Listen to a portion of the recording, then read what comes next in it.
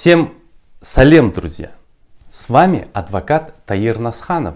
И сегодня мы с вами поговорим, может ли телефонная запись служить доказательством при мошенничестве. Ставьте лайк. И кто еще не подписался, сделайте это. На канале будут полезные юридические советы.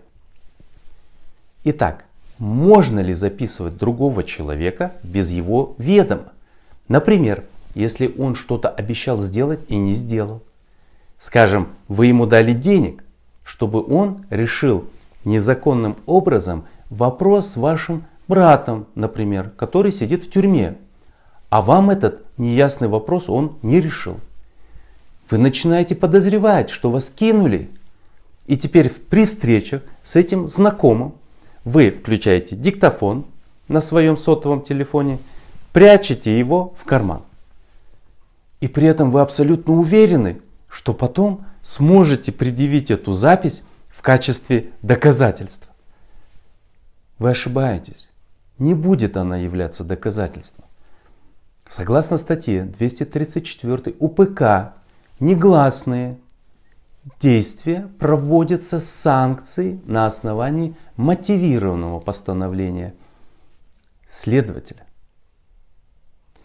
То есть вы сами не можете записать человека вне рамок уголовного дела. То есть прослушивать лицо без его ведома является негласным следственным действием. И поэтому должно санкционироваться следственным судом. Сколько раз было в моей практике, когда дело разваливалось еще на досудебном расследовании, когда потерпевший предоставлял свои телефонные записи, и следователь вполне обоснованно их не принимал в качестве вещественного доказательства. Поэтому мой совет: как только почувствовали, что вас кидают, идите с заявлением в полицию.